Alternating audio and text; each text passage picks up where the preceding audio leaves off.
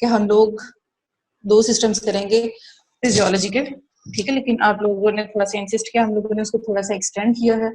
कोशिश करें कि आप लोगों की जो है वो मैक्सिमम कवरेज, जितना भी मैक्सिमम हम लोग आप लोगों को सिलेबस कवर करवा सकते हैं क्रैश कोर्स में, उतना हम लोग आप लोगों को करवा दें। उसमें ये है कि हम लोगों ने इनिशियली प्लान, तो आप लोगों को पता है कि रीनल एंड एंडोक्राइन सिस्टम का था, अब हमने साथ में सीरियस ऐड किया है। So we will try to cover maximum of renal physiology today. इसमें आप लोगों को कोई भी क्वेरीज हो, कोई भी इशू हो, तो वो हम लोग साथ साथ डिस्कस करेंगे, ठीक है।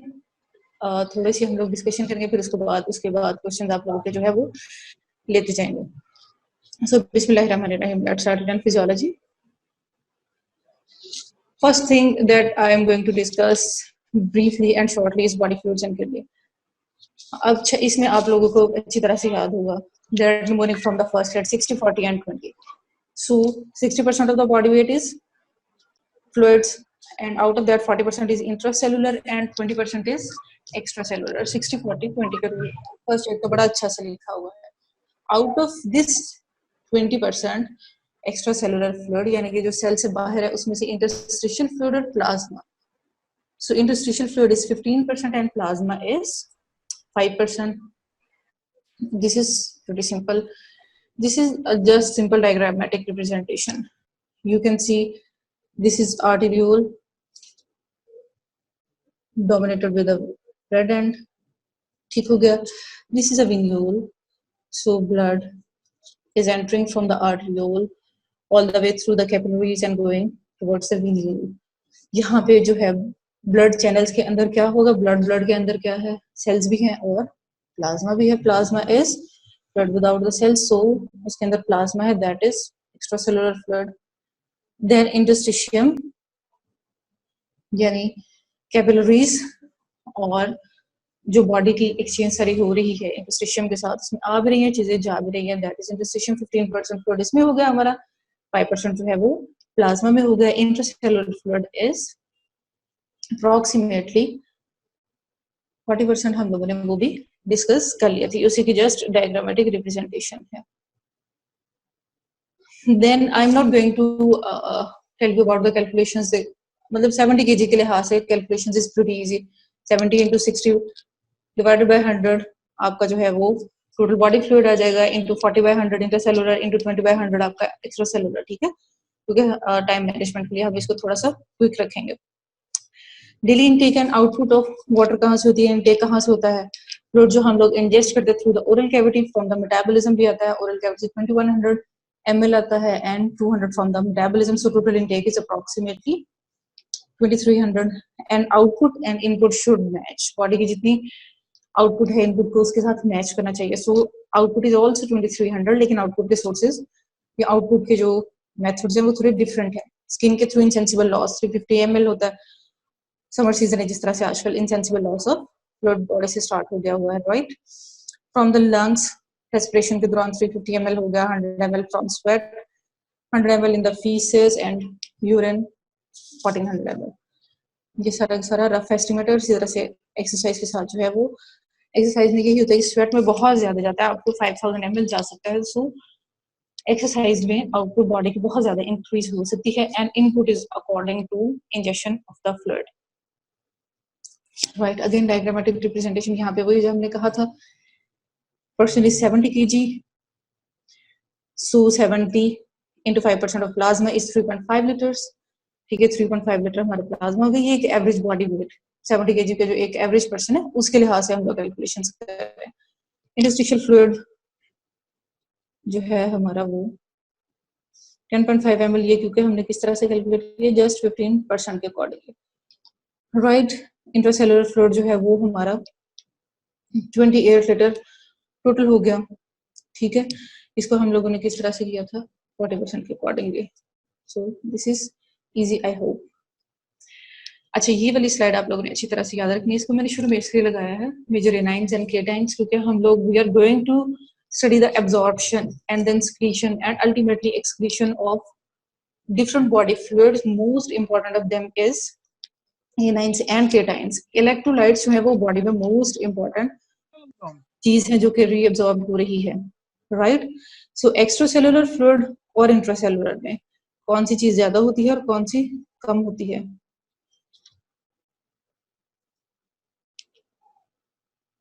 Okay, so major intracellular Potassium or major protein? That's right. is very good. So major intracellular cations and then major intracellular anines.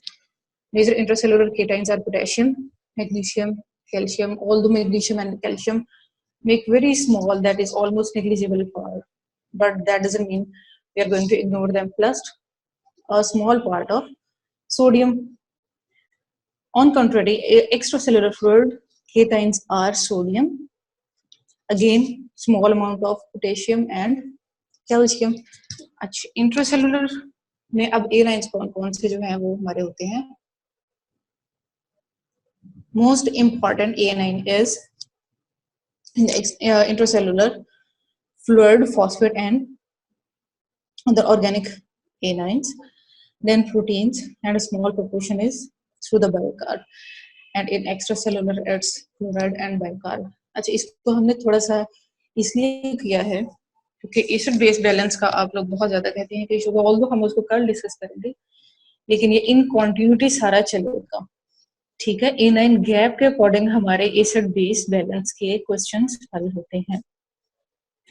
A9 gap का क्या मतलब है कि बॉडी जो है वो एक न्यूट्रल फॉर्म में रहनी चाहिए, बॉडी फ्लूइड जो है उनको एक न्यूट्रल पीएच पे, एक न्यूट्रल एनवायरनमेंट में जो है वो काम करना चाहिए। अब न्यूट्रल इसी तरह से हो सकता है कि न्यूट्रल का क्या मतलब है, कोई चार्ज ना हो, इसका मतलब ये है कि positive charge and negative charges हैं दे मस्ट बी इक्वल, ठीक है। तो इसका मतलब है इंट्रासेलुलर कंपार्टमेंट में potassium plus magnesium plus sodium, even if it's a small amount, it is important, should be equal to or at least equivalent to phosphate, inorganic ions and proteins। इसी तरह से एक्स्ट्रासेलुलर फ्लूइड में भी major जो cation है sodium plus small contribution from calcium, magnesium and potassium should be equal to chloride and bicarb। यहाँ पे ये दो important है and their amount is not negligible। Okay, so what are the functions of urinary system? We will look in all these functions one by one। Regulation of extracellular fluid volume and blood pressure। Blood pressure का भी अभी हम पढ़ेंगे किस तरह से आता है। Similarly, regulation of osmolarity, regulation of acid base balance, homeostatic regulation of pH, excretion of waste, production of hormones and gluconeogenesis। Apart from gluconeogenesis, क्योंकि वो ज्यादा बायोकेमिस्ट्री में आ जाता है, सारे फंक्शन जो हैं ऑलमोस्ट वो हमारे इस लेक्चर में कवर हो जाएंगे इंशाल्लाह। जब भी हम लोग किडनी का या यूरोलॉजिकल सिस्टम का जिक्र करते हैं, सबसे पहले हम स्टार्ट करते हैं नेफ्रॉन से, because it's a functional unit of the kidney, it's composed of a lot many cells, उससे एक यूनिट बनता है और फिर billions of nephrons are found in each kidney, right? So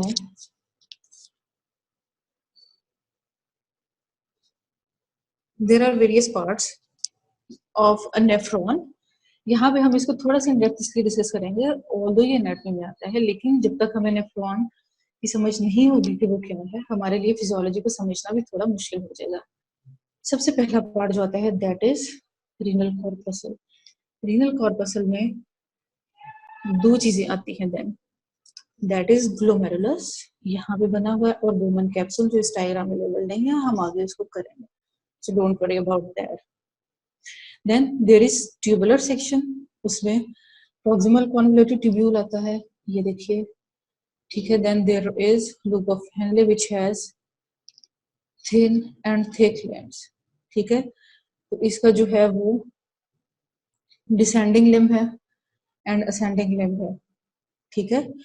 thin descending limb of loop of Henle and thick ascending limb of loop of Henle हम लोग ज्यादा consider इसलिए करते हैं उनकी फंक्शनल इंपॉर्टेंस की वजह से।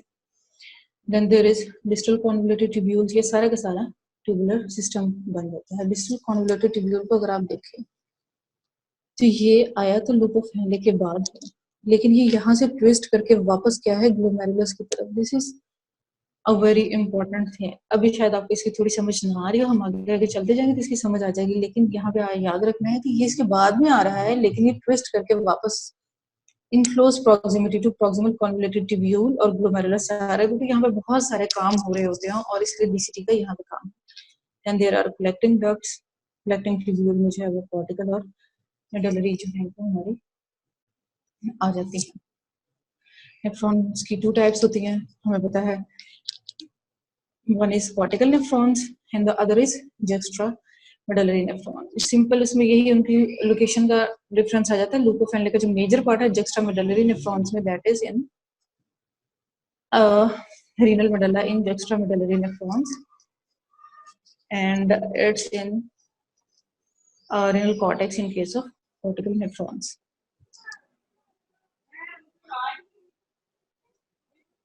So are we clear up till now? ठीक है, this one was pretty easy I guess. आगे हम लोग चलेंगे तो थोड़ा सा कॉम्प्लिकेट होगा ये काम सारा। Okay, so renal blood supply 20% of cardiac output जो है वो हम लोग किडनीज को दे रहे हैं। मतलब 100 में से 20 तो किडनीज के पास चला जाता है। किडनीज को तो बहुत ज्यादा काम कर रही होती हैं।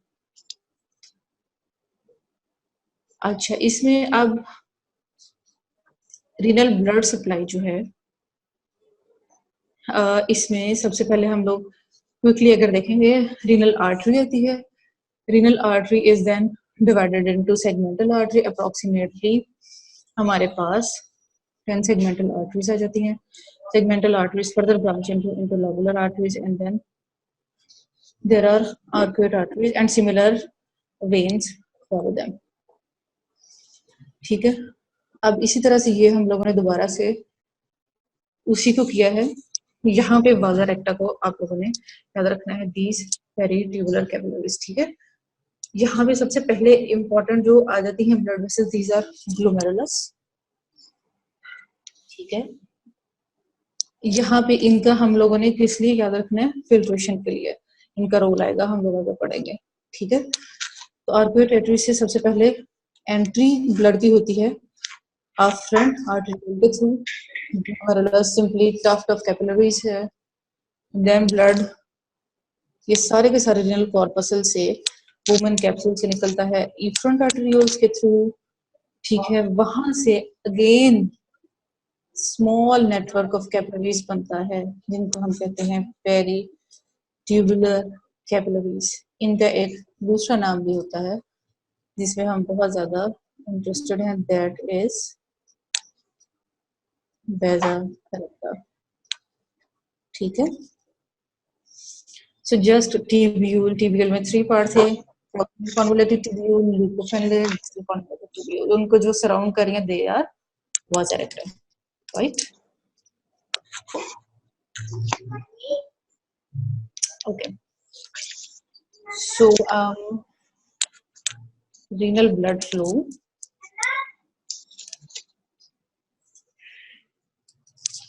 22% cardiac output is given to the kidneys. अब renal blood flow RBF किसको कहते हैं? Volume of blood deliver to the kidneys per unit time. Per unit time की कैलकुलेशन है वो हमारी मर्जी है, क्योंकि हम लोग मिनट्स में कैलकुलेट करते हैं और आवर्स में भी कैलकुलेट करते हैं। ठीक है, लेकिन एक यूनिट टाइम में हम लोग जो करते हैं उसको हम रिनल ब्लड फ्लो कहते हैं। और 22% ऑफ कार्डियक आउटपुट है 70 केजी एडल्ट मेल में 1.1 लीटर पर मिनट रिनल ब्लड फ्लो आता है।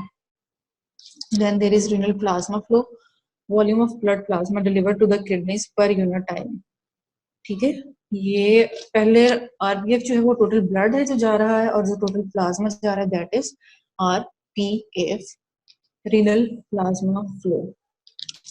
ठीक हो गया, और ये 605 ml और 0.6 लीटर पर मिनट। यहाँ पे अब जो है हमारा मेजर शुरू हो रहा है। ये सारा का सारा जो है वो थोड़ा सा इंट्रोडक्शन था ताकि चीजें समझने में आपको आसानी हो। Major function of the kidneys जो है excretion of the waste from the body, that is from the formation of urine. 3 steps में होता है, और हम and the 4th step is of obviously excretion। 3 steps में होता है और हर स्टेप को हम इन डेप्थ डिस्कस करेंगे। सबसे पहला स्टेप है glomerular filtration, then tubular reabsorption and then tubular secretion. सबसे पहले तो हम ये देखते हैं कि बेसिकली ये सब होता क्या है, यहीं पे ये कॉन्सेप्ट क्लियर करने के लिए हम लोग देखते हैं। उसी तरह से ये हमने देखा है, this is the afferent arteriole, blood आ रहा है, कैपिलरी चैनल ग्लोमेरुलस में ब्लड जा रहा है, then there are peritubular capillaries and then renal vein है यहाँ पे। उसके साथ साथ जो है वो किडनी पे भी प्रोसेस चल रहा है, 1 2 3 4 से हमने किया हुआ। First step is filtration. Filtration किसको कहते हैं?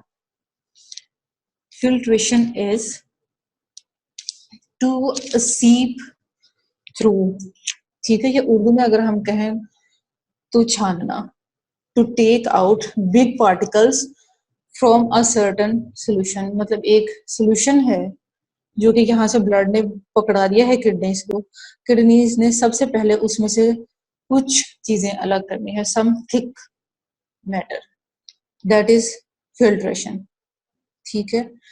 फिल्ट्रेशन के बाद अब जो फ्लूइड आएगा वो अच्छा खासा होता है, सारा ब्लड जा रहा है, ठीक है, बॉडी सारे का सारा, तो वो ब्लड एज सच जो उसमें से फ्लूइड निकाल के दे रही है फिल्ट्रेशन के बाद, वो एक्सक्रीट नहीं करेगी, वो बाहर नहीं निकालेगी, बॉडी को उसमें से बहुत सारा कुछ चाहिए होता है। So it starts reabsorbing certain things, ठीक है, रीएब्सॉर्ब कर लेती है फौरन, almost everything is reabsorb, body की फौरन कहती है मुझे सब कुछ चाहिए, सो इट रीएब्सॉर्ब्स, ये देखें, ऑलमोस्ट एवरीथिंग।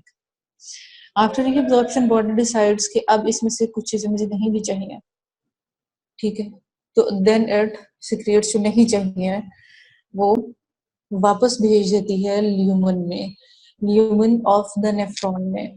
जो चीजें चाहिए वो ब्लड चैनल्स में चली गई, जो नहीं चाहिए they are sent back to the, और इवन अगर फिल्ट्रेशन है तो डायरेक्ट ब्लड में से भी कहाँ आ गई, वापस ल्यूमन में। So reabsorption and excretion are opposite processes, ठीक है, ये दोनों क्या है, अपोजिट है।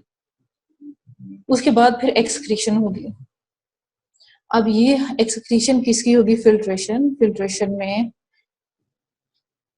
सब कुछ चीजों के अलावा, लार्ज पार्टिकल्स के अलावा, लार्ज सेल्स के अलावा बॉडी ने सब कुछ दिया, उसमें से जो रीअब्सॉर्ब हो गया ऑब्वियसली वो तो बाहर नहीं निकलेगा, सो इसलिए यहाँ पे माइनस का साइन है, ठीक है, यानी कि जो रीअब्सॉर्ब हो गया वो बॉडी ने बाहर नहीं निकालना, लेकिन जो वापस सिक्रीट किया है उसको ऐड कर लेना है। So it's filtration minus reabsorption plus secretion. I hope we are clear up till now. Again पहले हम सब कुछ इसको जो है वो डायग्राम्स पे थोड़ा सा डिस्कस करेंगे, बहुत लंबा लेक्चर है, आप लोग हम इसको पढ़ भी सकते हैं, लेकिन पहले हम लोगों ने डायग्राम से इसकी जो है वो सारी की सारी कॉन्सेप्चुअल स्टडी कर लेनी है, कॉन्सेप्ट्स बना लेनी है। ओके, सो यहाँ पे डिफरेंट एरोज लगे हुए हैं, this is basically function of different parts of nephron, किस पार्ट में प्रीडोमिनेंटली क्या काम हो रहा है, हम इसको देखेंगे। फिल्ट्रेशन सारी की सारी रीनल, ग्रीन एरो से अगर हम देखें, this is filtration dominated by the green arrow, सारी की सारी फिल्ट्रेशन रीनल कॉर्पसल के लेवल पे हो रही है, ठीक है, glomerulus plus women capsule is renal corpuscle, सारी की सारी रीनल कॉर्पसल के लेवल पे हो रही है। देन रीअब्सॉर्प्शन के स्टेप की बारी आती है, रीअब्सॉर्प्शन में वाटर भी रीअब्सॉर्ब होगा एंड सॉल्यूट्स भी। So water is reabsorbed at PCD. You can see here descending limb of loop of Henle. Then here at the end of loop of Henle, at the PCD, then collecting ducts. यहाँ पे 5 जगहों पे water reabsorption हो रही है, PCD पे, descending limb of loop of Henley पे, sending पे आप लोग देखें तो नहीं हो रही, यहाँ पे नहीं हो रही वाटर रिएब्जॉर्प्शन। देन हमारे जो है वो लेट डिसेंडिंग, ये लेट जो है वो distal convoluted tubule plus early collecting ducts, collecting tubule, और इसके बाद जो है वो कलेक्टिंग डक्ट्स में हो रही है। ठीक हो गया। देन सोल्यूट्स कहाँ कहाँ रीअब्सॉर्ब हो रहे हैं, सोल्यूट्स भी पीसीटी में हो रहे हैं। ठीक है, उसके बाद हमने पढ़ा, ये देखें कि जो थिक असेंडिंग लिम्ब ऑफ लुकोफेंडे है वहां से रीअब्सॉर्ब होंगे डिस्टल कॉन्वोल्यूटेड ट्यूब्यूल से, और समवट जो है वो हमारे कलेक्टिंग ट्यूब्यूल से भी हो रहे हैं। सिक्रीशन देखिए, सिक्रीशन में हमने क्या पढ़ा था, हम लोग ये जिम करें, ये नेफ्रॉन जो है इसके साथ साथ पड़ी हुई है वाजा रेक्टा, इस पोर्शन में ट्यूबुलर पोर्शन में। ठीक है, तो ये सब कुछ जो बाहर निकल रहा है आउटवर्ड एरो वो सारा ब्लड में भेज रहा है, राइट।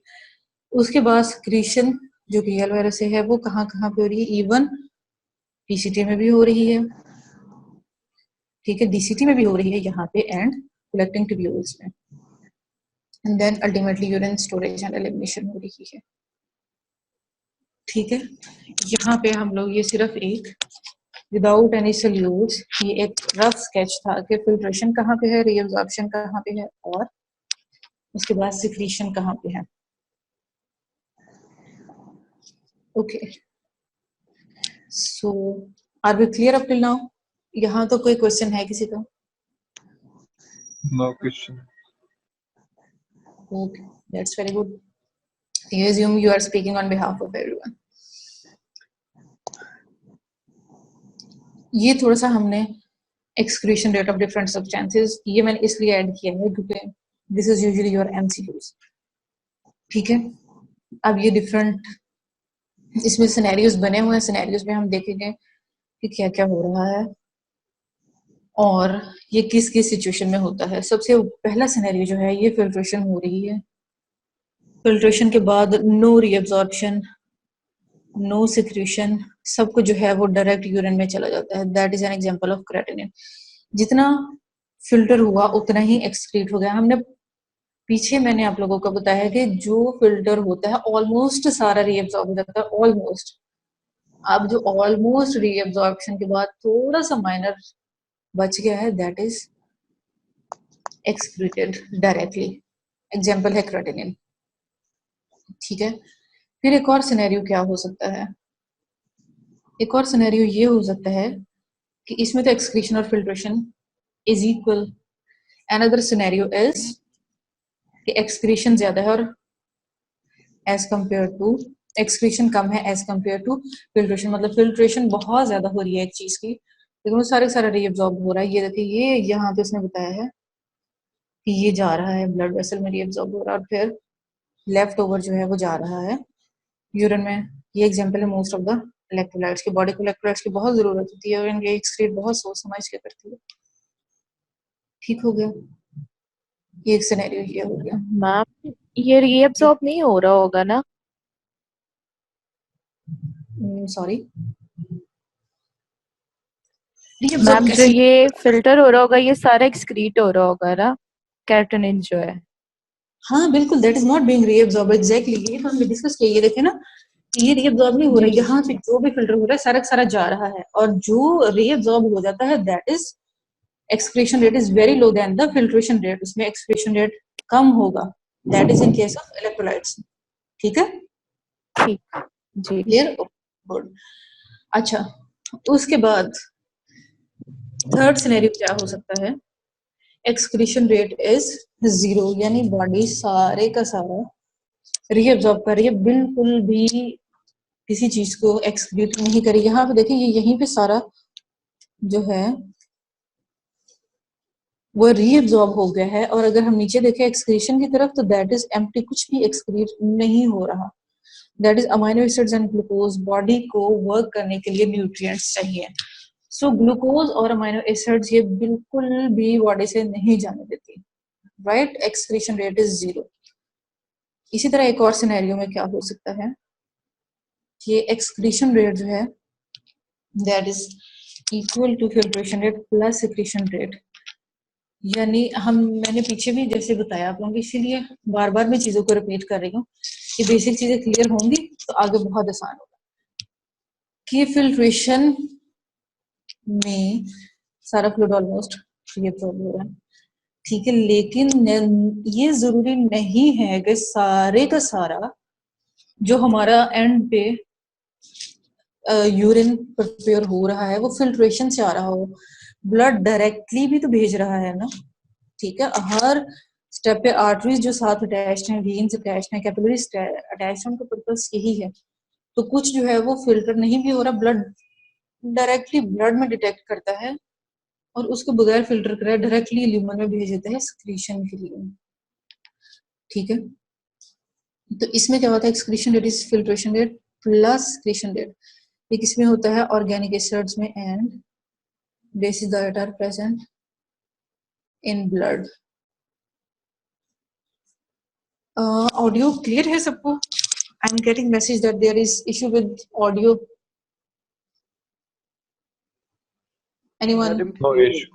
जी नो सब इश्यूज ठीक है। Ma'am. Okay, yes ma'am clear है। Okay, thank you so much. ठीक है, so organic acids and bases in the blood, body उनको मैक्सिमली निकालने की कोशिश करती है। यहाँ पे ये किस लिए इम्पोर्टेंट है, ऑर्गेनिक एसिड्स और basis? This is important for example acid base balance के सिनेरियोज में ये इम्पोर्टेंट है, वो उसमें आ सकता है, ठीक है। और एसिड इंजेक्शन के साथ पेशेंट अगर आएगा, उसमें क्या होगा, excretion rate, filtration rate plus excretion rate. आपका क्लिनिकल सिनेरियो आ सकता है कि पेशेंट ने जो है वो कोई भी bleaching powder, for example bleaching solution ले लिया है, ठीक है। तो आपने इसी चीज से घबराना नहीं है, ब्लीचिंग सोल्यूशन में बेस होती है, ठीक है, ब्लीच में, उसको बॉडी ने हर सूरत बॉडी से निकालना है, जरा सा भी रीअब्सॉर्ब नहीं होने देना। Body is trying it's best कि वो सारे का सारा बॉडी से बाहर निकले। सो रीअब्सॉर्प्शन भी नहीं हो रही, जो फिल्ट्रेशन हो रहा है, जो फिल्ट्रेशन से बच रहा है, उसको ब्लड डायरेक्टली कह रहा है कि प्लीज गो अवे, राइट। ठीक हो गया। यहाँ पे अब जो हम बहुत प्यारा से कह रहे थे, रीनल कॉर्पसल, रीनल कॉर्पसल, तो यहाँ पे अल्टीमेटली हम इसको थोड़ा सा डिस्कस कर लेते हैं। रीनल कॉर्पसल को डिस्कस करना इसलिए जरूरी है कि सारे के सारे बहुत सारे काम आपके किडनी के यहाँ से हो रहे हैं। सबसे पहले हमारा जो है वो, दिस इज वुमेन कैप्सूल, ठीक है। दिस वन, ये जो इसका एरोक्स आ गया, इसके सेल्स पे थोड़ा सा गौर करें अगर आप लोग, तो this is simple squamous epithelium, बहुत थिन है, ठीक हो गया। यहाँ पे दो जो हमने दो चार बातें याद रखना है, उनमें से एक ही है। उसके बाद अगर हम लोग एक और बात पर गौर करें तो ये एक इरेगुलरली शेप्ड सेल पड़े हुए टेढ़े मेढ़े से, ठीक है। These are podocytes. फिर हम लोग थोड़ा सा और गौर करें, बल्कि हम लोग अगर यहाँ से शुरू हो तो ये हमारा आफ्रेंट आर्टेरियोल आ जाएगा,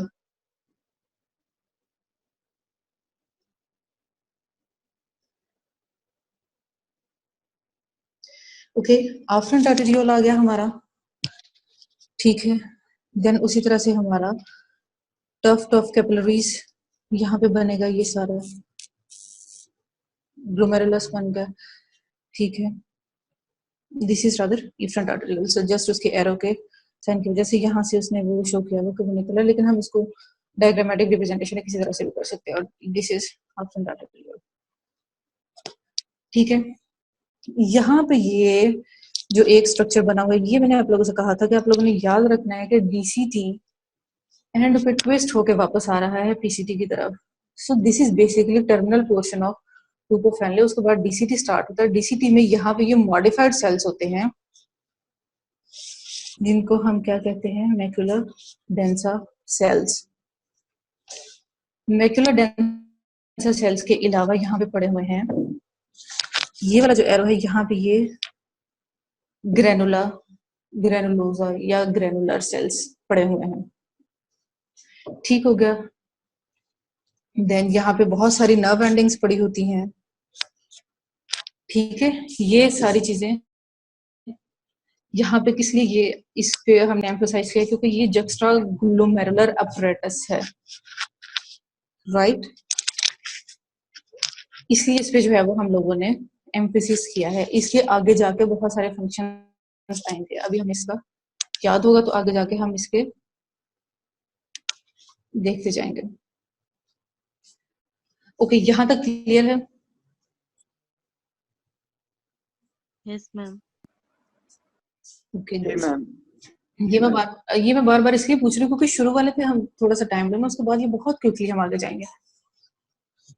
ठीक हो गया। ग्लोमेरुलर फिल्ट्रेशन, सबसे पहला हमने स्टेप क्या था कि किस तरह से होती है unit formation, glomerular filtration, tubular reabsorption and then there is third step क्या है जो पता चले आप लोग जाग रहे हैं?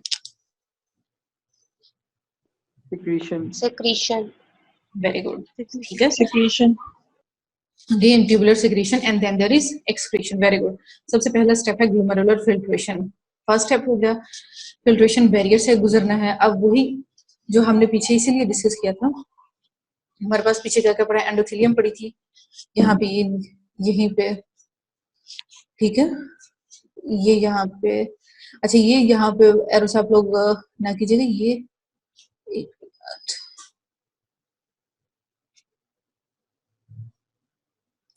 दिस इज स्क्वेम, और यहाँ पे ये जो है ये पीसीटी स्टार्ट हो गया, और क्यूबॉइडल आपको पता है कि ज्यादा एपिथेलियम किडनी में होती है, ठीक है। ये सिर्फ कॉन्सेप्ट क्लियर करने के लिए मैंने दोबारा ये स्लाइड खोली है। अच्छा, ये वही वाला पीछे वाला हमने दोबारा से शुरू कर दिया है, ठीक है। सारी की सारी ये हमारा बोमन कैप्सूल है, उसमें तीन चीजें आ रही हैं, एंडोथेलियम फ्रॉम द कैपिलरी, ये जो ब्लड है, ठीक है, ये ल्यूमन कैपिलरी का हो गया, एंडोथेलियम उसकी आ गई, then there is basement membrane, then there are podocytes, ठीक। पिछली डायग्राम में हमने इसको क्लियर कर लिए थे, यहाँ पर भी ये छोटी सी डायग्राम बनी हुई है, इसलिए हम इसको बार बार डिस्कस कर रहे थे। तो तीन चीजों से जब हमारा फिल्ट्रेट गुजरेगा तो वो फिल्टर होगा। कौन कौन सी तीन चीजें? Endothelium, basement membrane and then filtration slits. ये फिल्ट्रेशन बैरियर है, ये फिल्ट्रेशन को रोकने के लिए जो चीजें इसने नहीं आगे गुजरने देनी उनके लिए ये यहाँ पे है, ठीक हो गया। अब ग्लोमेरुलर फिल्ट्रेशन रेट क्या होता है? ये फिल्ट्रेशन हो तो रही है, रेट में क्या है, जब भी हम किसी भी चीज में टाइम ऐड कर देते हैं तो वो रेट बन जाता है फिजियोलॉजी में। तो volume of the fluid filtered from the glomerular capillaries into the Bowman capsule पर यूनिट टाइम, अगेन पर यूनिट टाइम पे आ गया, ठीक है। फिल्ट्रेशन का हमें समझ आ रही है कि पीछे एंडोथेलियम है, एंडोथेलियम से जो है वो जाते हैं बेसमेंट मेम्ब्रेन को क्रॉस करते फिल्ट्रेशन से बोमन कैप्सूल के अंदर आ रहे हैं, क्योंकि ब्लड सप्लाई कर रहा है ये सारा कुछ, तो फिल्ट्रेशन ब्लड से ल्यूमन में होनी है, राइट। नॉर्मल EGFR 1.5 ml पर मिनट और 180 लीटर्स पर डे, ठीक है। अगर हम इसको प्लाज्मा के साथ देखें तो 20% of renal plasma flow is GFR, ठीक है। ओके, अगेन ये भी GFR का ही है कि plasma volume is only 3 litre, GFR is 180 litres per day. तो कितनी दफा एंटायर प्लाज्मा फिल्टर हो सकता है? एटलीस्ट 60 टाइम्स पर डे पूरी की पूरी बॉडी का प्लाज्मा जो है वो फिल्टर हो सकता है। ये भी जस्ट इसकी MCQ इंपॉर्टेंस है। देन फिल्टरेबिलिटी, फिल्ट्रेशन का पर्पस ही क्या था? हमने कहा था कि हमने कुछ चीजें जो है वो पीछे रोकनी है। हमें क्या चीजें रोकनी है? उसको हम फिल्टरेबिलिटी कहते हैं कि कितनी आसानी से चीजें आगे जा रही हैं और कितनी आसानी से हम इनको रोक रहे हैं, जो चीजें हमें रोकनी है। So degree of easiness of a substance to cross the glomerulus is filterability. ये कौन सी चीजें कितनी आसानी से गुजर रही हैं? मोलेकुलर वेट के इनवर्सली प्रोपोर्शनल, यानी if molecular weight is high then filterability will be low. Filterability is low when weight is high. Of course जो बड़ी चीज होगी उसके लिए गुजरना मुश्किल होगा, ठीक है। तो नेगेटिव चार्ज मॉलिक्यूल्स और नेगेटिवली चार्ज मॉलिक्यूल्स और जिनका वेट ज्यादा है वो मुश्किल से गुजरेंगे। पॉजिटिवली चार्ज और लो मॉलिक्यूलर जो है वो आराम से गुजर जाएंगे। अच्छा, रीजन इसकी जो है ये अगेन आपका MCQ है कि basement membrane and podocytes are negatively charged.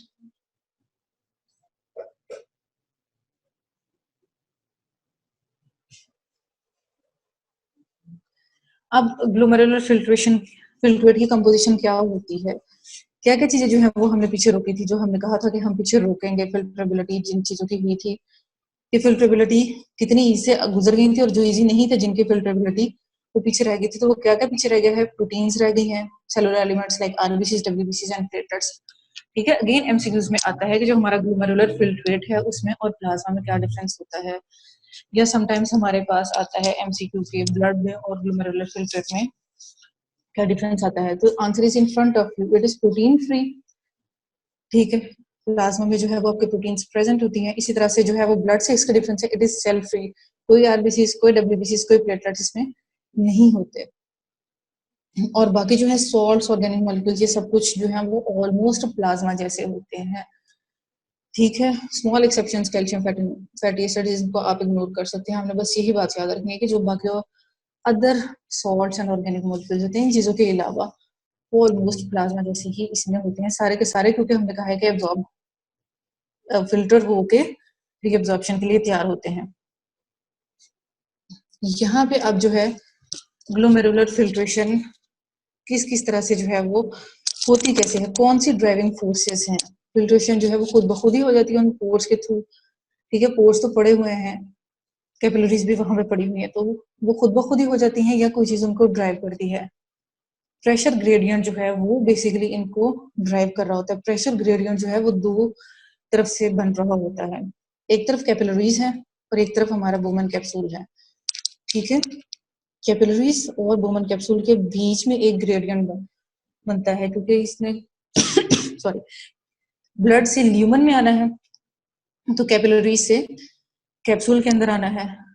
अब हाइड्रोस्टैटिक प्रेशर, ऑनकोटिक प्रेशर बहुत दफा हम बॉडी में पढ़ते हैं, सीवीएस में भी इंपॉर्टेंट है, रेस्पिरेटरी में भी। यहाँ पे इसकी इंपॉर्टेंस रिंडल में कहाँ पे आ रही है, ग्लोमेरुलर फिल्ट्रेशन में। हाइड्रोस्टैटिक प्रेशर जो है अगर कैपिलरीज का ज्यादा होगा, वाटर अगर उसमें ज्यादा होगा, वाटर का प्रेशर अगर ज्यादा होगा, तो इसका मतलब फिल्ट्रेशन होगी, वाटर उसमें से जल्दी जल्दी पास करेगा। बोमन कैप्सूल का लेकिन हाइड्रोस्टैटिक प्रेशर जो है वो कम होना चाहिए, वरना वो उसको अपोज करेगा अगर वो हाई होगा। ठीक है, प्रमोट फिल्ट्रेशन फिर कहाँ से हो रही है, कैपिलरी से, क्योंकि कैपिलरी से आना है ना, तो कैपिलरी से प्रेशर से ल्यूमन में आना चाहिए फ्लूइड। दूसरी ड्राइविंग फोर्स जो होती है, हम हमेशा पढ़ते हैं वाटर से आ रहा होता है प्रेशर, और दूसरा ऑस्मोटिक, और दूसरा जो है वो ऑनकोटिक प्रेशर जो है वो हमारा आ रहा होता है।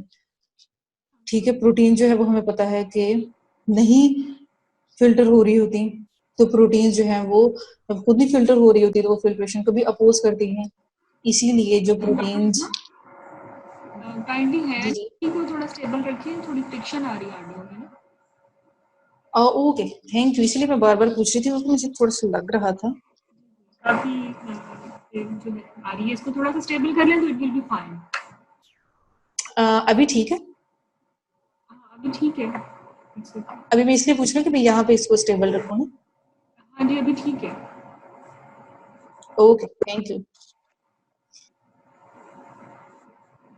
ठीक हो गया, तो प्रोटीन्स जो है वो जब ग्लोमेरुलर कैपिलरी में पड़ी होंगी, तो प्रोटीन वहां पे कैपिलरी से, क्योंकि वो खुद फिल्टर नहीं हो रही, वो अपने साथ जो है वो इम्बाइबेशन के थ्रू, यानी कि वो फ्लूइड को अपने पास अट्रैक्ट करेंगी और उसको फिल्टर नहीं होने देंगी। और opposite is true for women's capsule. तो नेट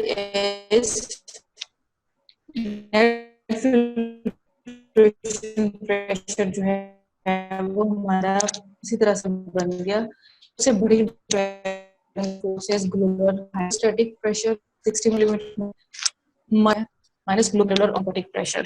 ठीक है, यहाँ पे वुमेन ऑनकोटिक प्रेशर का जिक्र नहीं है। इसकी रीजन ये है कि वुमेन कैप्सूल में जा ही नहीं रही प्रोटीन्स, तो जब जा ही नहीं रही तो वहां पे ऑनकोटिक प्रेशर। ठीक हो गया, ठीक है, ग्लोमेरुलर हाइड्रोस्टैटिक प्रेशर। ठीक है, और उसमें से माइनस हम करेंगे वुमेन कैप्सूल के हाइड्रोस्टैटिक प्रेशर को, बी से, P for pressure and B for women, G for glomerular and oncotic pressure के लिए हम पाई का साइन जो है उससे डिनोट करते हैं। तो ये एक उसी की जो है वो okay. Again glomerular hydrostatic pressure जो है वो किस किस पे डिपेंड करता है? आर्टीरियल प्रेशर पे, क्योंकि ये सबसे बड़ा डिटर्मिनेंट है, हमने पीछे देख लिया है। सबसे ज्यादा ड्राइविंग फोर्स जो बड़ी है वो ग्लोमेरुलर फिल्ट्रेशन की वो यही है। आर्टीरियल प्रेशर, अगर आर्टीरियल प्रेशर ज्यादा होगा तो जीएफआर ज्यादा होगा।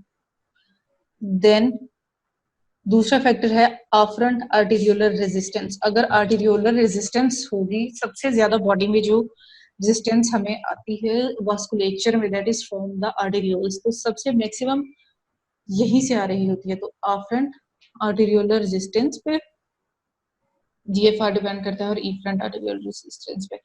अब आफ्रंट आर्टीरियोलर रेजिस्टेंस के इनवर्सली प्रोपोर्शनल है। जितनी ज्यादा रेजिस्टेंस होगी आर्टरी में, ठीक है, उतना ही वहां पे जो है वो हमारा ब्लड कम वहां से पास करेगा इन इजी टर्म्स। और जब ब्लड कम जाएगा आगे जो है वो हमारा फिल्ट्रेशन कम होगी, और फिल्ट्रेशन कम होगी तो फिल्ट्रेशन का रेट यानी जीएफआर भी कम होगा। इसी तरह से आफ्रंट आर्टीरियोलर रेजिस्टेंस जो है, स्टार्ट में तो ये होता है कि अगर उसकी रेजिस्टेंस इंक्रीज होती है तो जीएफआर जो है वो इंक्रीज होता है, बट देन अल्टीमेटली डिक्रीजेस। वो इंक्रीज किस तरह से होता है कि आगे ब्लड जाने के बजाय सारा कैपिलरीज में स्टे करता है, ठीक है, ग्लोमेरुलस में, ग्लूमेन कैप्सूल में, और वहां से फिल्टर हो जाता है। तो इसलिए इनिशियली जीएफआर इंक्रीज करता है, लेकिन चूंकि बैक प्रेशर जो है वो ज्यादा हो रहा होता है, किडनी फेलियर में जानी शुरू हो जाती है, तो अल्टीमेटली जीएफआर भी जो है वो कम होना शुरू हो जाता है।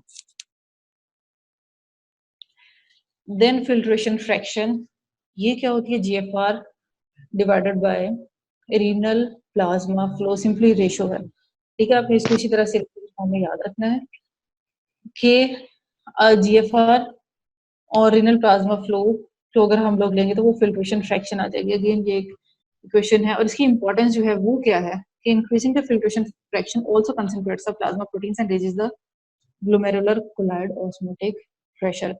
बेसिकली फिल्ट्रेशन फ्रैक्शन इंक्रीज होगी यानी जीएफआर इंक्रीज होगा, फिल्ट्रेशन रेट ज्यादा होगा, तो उससे क्या होगा कि हमारी प्लाज्मा प्रोटीन्स की कंसंट्रेशन ज्यादा हो जाएगी, ज्यादा वो सारी की सारी वहां पे स्टे करेंगी और वहां पे जो है वो हमारा एम्बॉटिक प्रेशर ज्यादा हो जाएगा। अच्छा, यहाँ तक जो था वो जीएफआर का था। मुझे आइडिया है कि वॉइस का भी इशू आ रहा है, सो थोड़ा सा मैं टाइम यहाँ पे आप सबको दे रही हूँ कि अगर वॉइस के इशू की वजह से या किसी इशू की वजह से अभी तक आप लोगों को समझ नहीं आई है वैसे, तो यहाँ पे हम लोग उसको दोबारा से डिस्कस कर लेते हैं। सो एनी क्वेश्चन सो फार?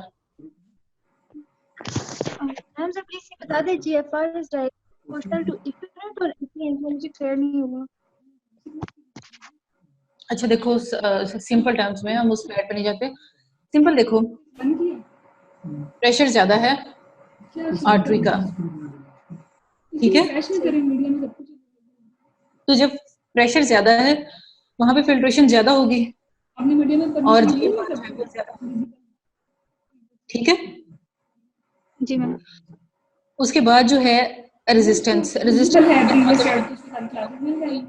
वो नहीं दो, ठीक है। तो उसमें क्या होगा कि जब रेजिस्टेंस आफ्रंट ज्यादा होगी तो उसकी वजह से जो है वो जीएफआर कम होगा, ठीक है। रेजिस्टेंस ज्यादा होने की वजह से क्या होगा, हम ये सीवीएस में भी डिस्कस करेंगे। अगर आपको थोड़ी सी इक्वेशन याद हो कि यहाँ पे भी इनवर्स रिलेशन आता है ना, जैसे ही रेजिस्टेंस ज्यादा होती जाती है तो वहां पे जो है वो हमारा ब्लड फ्लो कम होता जाता है, राइट। जब ब्लड फ्लो तो वहां पे फिल्ट्रेशन जो है वो कम होगी, जीएफआर भी कम होगा। बेसिकली फिल्ट्रेशन का रेट ही है ना, फिल्ट्रेशन कम हुई तो फिल्ट्रेशन रेट भी कम हो गया, ठीक हो गया। अब इफ्रंट आर्टेरियोल्स में थोड़ा सा ट्रिक इसलिए आता है, खुद सोचो कि आफ्रंट से ब्लड पूरा जा रहा है, इफ्रंट को वो ब्लड उठाना चाहिए असूली तौर पे बहुत सारा, ठीक है, लेकिन आफ्रंट से ब्लड पूरा जा रहा है, इफ्रंट उसको जो है वो पिक नहीं कर रहा है। इसका मतलब ये है कि एकदम से वो सारे का सारा फिल्टर होना शुरू हो जाएगा। फिल्टर जितना होना चाहिए उससे भी ज्यादा फिल्टर होना चाहिए। ब्लड आ पूरा रहा है, जा वापस इफ्रंट में कम रहा है, राइट।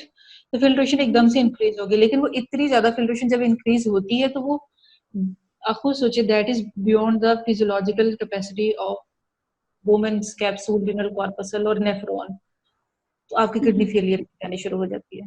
ठीक है, जब किडनी फेलियर में जाएगी तो पहले शुरू में तो जीएफआर एकदम से ज्यादा होता है, किडनी उसको कंपनसेट करने की कोशिश करती है, लेकिन अल्टीमेटली क्या होगा, फेलियर में जाकर जीएफआर कम हो जाएगा। मैं ठीक है, जी जी, Thank you, ma'am. Okay, thank you so much. Any other questions? Okay, very good, 2 questions. चलो अब जल्दी जल्दी वाला क्वेश्चन आ गया।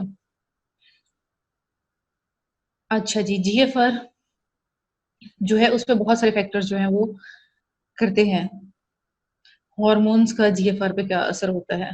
नॉर एपिनेफ्रीन, एपिनेफ्रीन, एंडोथिलिन कम करते हैं, endothelial derived nitric oxide prostaglandin ज्यादा करते हैं, एंजियोटेंसिन 2 जो है वो उसको ऑलमोस्ट वैसे रखता है, कम नहीं होने देता। मैकेनिज्म जल्दी जल्दी डिस्कस करते हैं। ठीक है, अब नॉरएपिनेफ्रीन जो और एपिनेफ्रीन जो है वो किस तरह से करती है, वो कंस्ट्रक्ट करते हैं। हमें पता है कि वेजो कंस्ट्रक्शन होती है, इनकी वजह से वेजो कंस्ट्रक्शन होगी आफ्टर एंड डिफरेंट दोनों में, तो हमने पीछे भी देखा है क्या होगा, जीएफआर जो है वो कम होगा वेजो कंस्ट्रक्शन में। ठीक है, रेजिस्टेंस ज्यादा हो जाएगी ना वेजो कंस्ट्रक्शन की वजह से, तो आर्टेरियोलर रेजिस्टेंस ज्यादा हुई, जीएफआर कम होगा। एंडोथिलिन जो है वो डैमेज वेस्कुलर वॉल की वजह से आती है, ये भी एक पावरफुल वेजो कंस्ट्रक्टर होता है। जैसे ही वेजो कंस्ट्रक्शन हुई, अगेन जीएफआर क्या हुआ, कम होगा, क्योंकि वेजो कंस्ट्रक्शन का क्या मतलब है, रेजिस्टेंस ज्यादा हुई।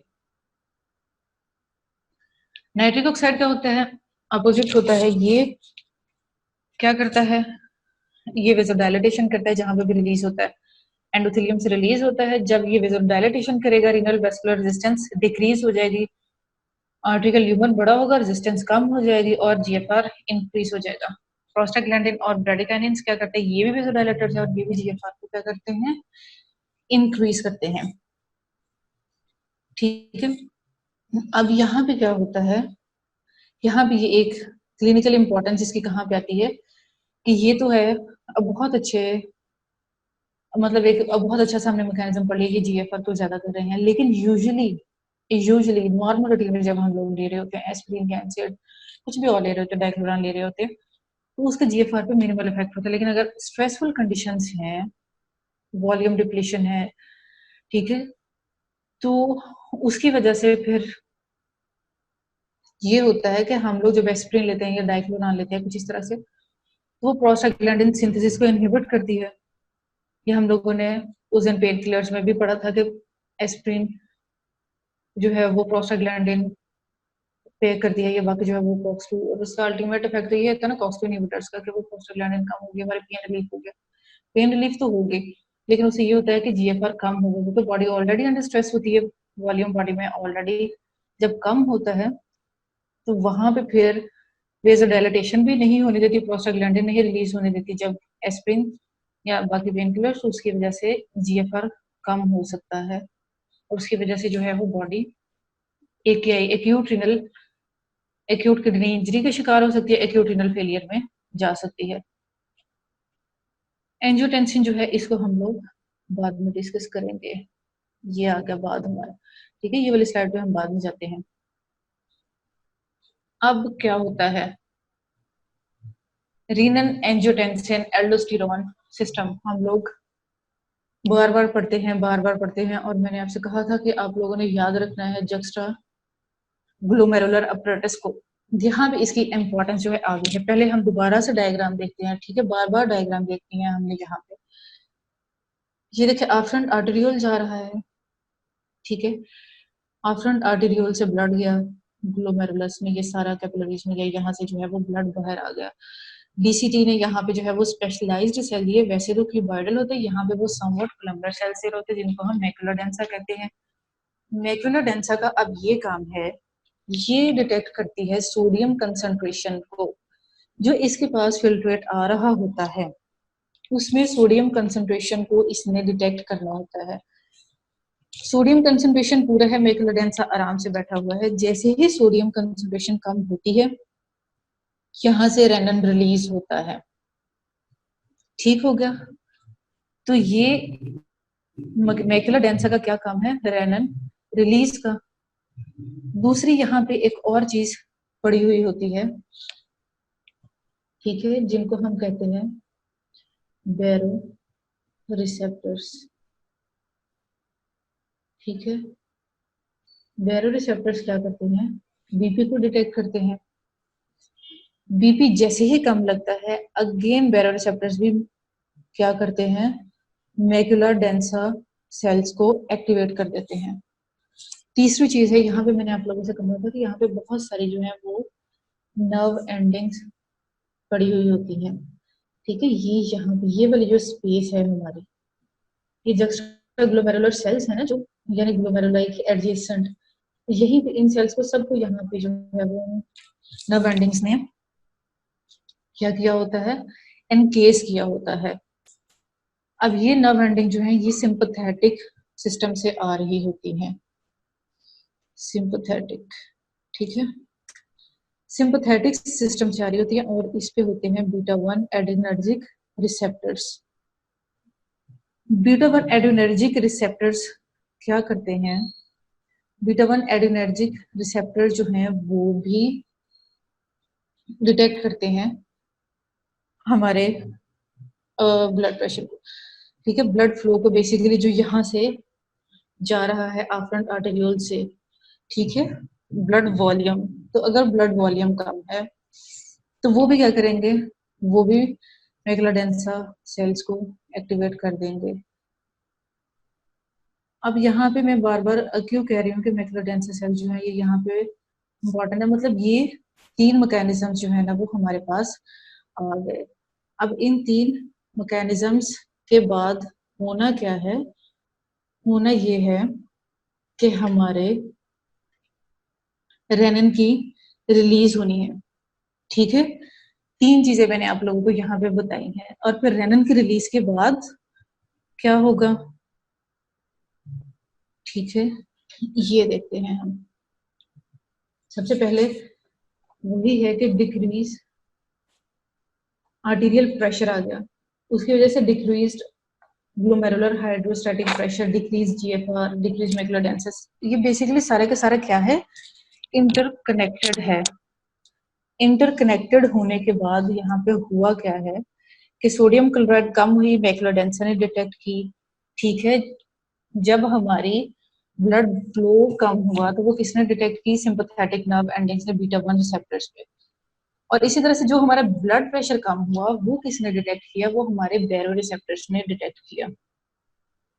तीन चीजें हो गई। ठीक है, इन तीन चीजों ने करना क्या है? इन्होंने सिक्रीशन करवानी है। और सिक्रीशन किसकी करवानी है? रेनन की करवानी है। ठीक है, और रेनन की सिक्रीशन कहाँ से होनी है?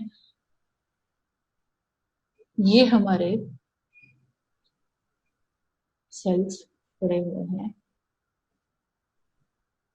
ठीक है, यहां से करवानी है। तो बेसिकली मैं आप लोगों को बार बार कह रही थी कि ये हमने ग्लोमेरुलस यहाँ पे इस लेवल पे याद रखना है। तो इसकी इम्पोर्टेंस क्या है? इसकी इम्पोर्टेंस यही है कि यहाँ पे रेनन की सिक्रीशन होगी। रेनन की सिक्रीशन से क्या होगा? Sodium and blood pressure regulation होगी। हमने पढ़ा था शुरू में जो फंक्शंस बहुत सारे पढ़े थे, उसमें एक फंक्शन हमने ये भी पढ़ा था कि हमारे ब्लड प्रेशर की रेगुलेशन, एक्स्ट्रा सेलुलर फ्लूइड जो है उसकी मेंटेनेंस, वॉल्यूम की, वो सारी कहाँ से होती है? किडनी से होती है। और वो अब कहाँ से हो रही है? हमारे जेजी अपरेटस से हो रही है। सॉरी, ठीक हो गया। यहाँ पे ये इसका सारा का सारा जो है वो हमारे पास ये अपरेटस आ गया। अब इस अपरेटस ने क्या किया? इसने डिटेक्ट कर लिया सोडियम कम है, ब्लड का वॉल्यूम कम है, ब्लड प्रेशर कम है। ठीक है, उसके बाद इसने करना क्या है? इसने करना ये है कि जो रेनन है उसकी रिलीज करवाई। रेनन जाता है लिवर में। ठीक है, लिवर में क्या पड़ा होता है? एंजियोटेंसिनोजन। एंजियोटेंसिनोजन जो है वो फिर रहा होता है आराम से सर्कुलेशन में, उसको कोई मसला नहीं होता, लेकिन जैसे उसके पास आता है रेनिन, वो उसको एक्टिवेट करवाता है, वो उसको कन्वर्ट करता है एंजियोटेंसिन 1 में। एंजियोटेंसिन 1 फिर कहाँ पे जाता है? लंग्स में। फिर एंजियोटेंसिन 2 में कन्वर्ट होता है। अब वो जो 2 है वो क्या करती है? 2 काम करती है। आफ्रेंट आर्टेरियोल्स की रेजिस्टेंस को कम कर देती है। जब रेजिस्टेंस कम होगी तो ब्लड फ्लो ज्यादा हो जाएगा, वहां पे फिल्ट्रेशन ज्यादा हो जाएगी, जीएफआर ज्यादा हो जाएगा, ठीक है, फिल्ट्रेशन रेट मेंटेन हो जाएगा। और इफ्रंट आर्टेरियोल्स के रेजिस्टेंस को क्या कर देता है? इंक्रीज कर देता है। हमने पहले भी ये डिस्कस किया था कि जब इफ्रंट आर्टेरियोल्स की रेजिस्टेंस इंक्रीज होती है तो इनिशियली जीएफआर इंक्रीज होता है। इससे क्या होता है? जीएफआर जो है वो हमारा मेंटेन हो जाता है, वापस इंक्रीज हो जाता है, सोडियम रीअब्जॉर्प्शन ज्यादा हो जाती है, ब्लड वॉल्यूम हमारा जो है वो ज्यादा हो जाता है। क्योंकि देखिए जैसे जो फिल्ट्रेट आता है, फिल्ट्रेट अगर ज्यादा होगा वहां से रीअब्जॉर्प्शन ज्यादा होगी और तभी हमारा जो है वो ब्लड वॉल्यूम मेंटेन होगा, राइट? इसलिए इसकी जो है वो सारी की सारी इंपॉर्टेंस है। Any questions up till now? यहाँ तक ये क्लियर हो गया है? ये उसी की सारी जो है वो समरी है।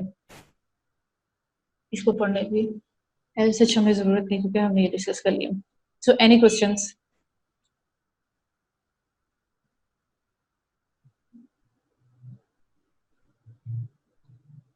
Okay good, no questions. अब जो हम लोग स्टार्ट करेंगे No. Second step. Okay, any questions? Mike on हुआ था तो उसे लगा मुझे कि आप लोगों के पास कोई क्वेश्चन है शायद।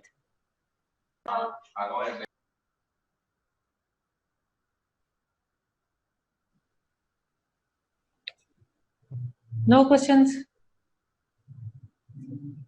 Okay, very good.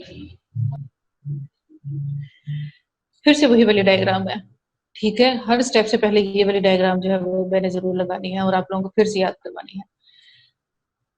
Green arrow यानी फिल्ट्रेशन हमने पढ़ ली है। अब रीअब्जॉर्प्शन की बारी है। वाटर भी रीअब्जॉर्ब करवाना है हमें और सोल्यूट्स भी रीअब्जॉर्ब करवाने हैं। वो बहुत सारे सोल्यूट्स हैं, आगे हम उनको डिस्कस करेंगे एक एक करके ये कौन कौन से सोल्यूट्स हैं, राइट? तो अब हम लोग चलते हैं रीअब्जॉर्प्शन की तरफ। रीअब्जॉर्प्शन के लिए जो है वो बहुत सारे मैकेनिज्म्स होते हैं, ट्रांसपोर्ट हो रही होती है। ट्रांसपोर्ट मुझे याद पड़ता है, शायद आप लोगों में से भी कुछ हो के हमने डिस्कस की थी फार्माकोलॉजी में, राइट? तो जो ड्रग एब्जॉर्प्शन थी वही सेम किडनीज में है कि हम लोग जो है वो simple diffusion, facilitated diffusion, pinocytosis, then हमारे पास आ जाती है active transport, primary active, secondary active, ये सारे के सारे ट्रांसपोर्ट के मैकेनिज्म्स अब मैं ये ज्यूम करूंगी कि हाँ आप लोगों को याद है, ठीक है। डिस्कस करेंगे, बहुत लंबा हो जाएगा, नहीं समझ आएगी तो हम एंड पे डिस्कस थोड़ा सा कर लेंगे इसको। उन्हीं सारे मैकेनिज्म्स के थ्रू यहाँ पे भी रीअब्जॉर्प्शन होनी है, ठीक है। और दो पाथवेज, ट्रांससेलुलर पाथवे और या फिर पैरासेलुलर पाथवे। अब ये कहते हैं कि between two cells there are spaces, there are junctions, ठीक है, वो गैप जंक्शंस होते हैं। अब वो जो गैप जंक्शंस हैं वो टाइट गैप जंक्शंस भी होते हैं, हो सकते हैं लूज भी हो सकते हैं, खैर वो बायोकेमिस्ट्री का डिफरेंस है। उसकी वजह से जो है दो सेल जहां पे मिलते हैं वहां पे वो एक थोड़ा सा पाथवे देते हैं, ठीक है। वहां से भी ट्रांसपोर्ट हो सकती है या सेल के अंदर से भी गुजर के एक तरफ से गए और दूसरी तरफ से निकले, तो सेल के अंदर से भी गुजर के हो सकती है। तो यही जो है हमारे ट्रांससेलुलर और पैरासेलुलर पाथवेज हैं, ठीक हो गया। वही सारा कुछ डिफ्यूजन, ट्रांससेलुलर पाथवे भी उसने कहा है डिफ्यूजन और एक्टिव ट्रांसपोर्ट होती है बिटवीन द सेल्स, सिर्फ डिफ्यूजन और भी कुछ है बिटवीन द सेल्स, तो एक वो पाथवे बना होगा ना, वो वहां पे सिर्फ डिफ्यूजन आएगी और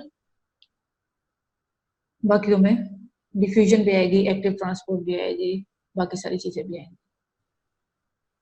अब फिर से हम आते हैं डायग्राम पे। यहाँ पे again diagrams are very important, ठीक है। पहले हम डायग्रामेटिकली इसको डिस्कस करेंगे, फिर अगर थ्योरी पे हम लोग क्विकली रिव्यू कर लेंगे। नेफ्रॉन बना दी हमने, again functional unit of the kidney. Nephron में बहुत पसंद है, बार बार नेफ्रॉन पे आ रहे हैं। ये वाले पोर्शन पे देखिए कोई काम नहीं हो रहा, फिल्ट्रेशन हो गई, रीअब्जॉर्प्शन नहीं है। रीअब्जॉर्प्शन के लिए डिफरेंट पार्ट्स में डिफरेंट काम होने हैं। हमने पढ़ा था रीअब्जॉर्प्शन की साइट्स भी हमने देखी थी, वाटर कहाँ से हो रहा था और सोल्यूट्स कहाँ से होते, उसी को अब हमने सोल्यूट्स के नाम बस देखने हैं।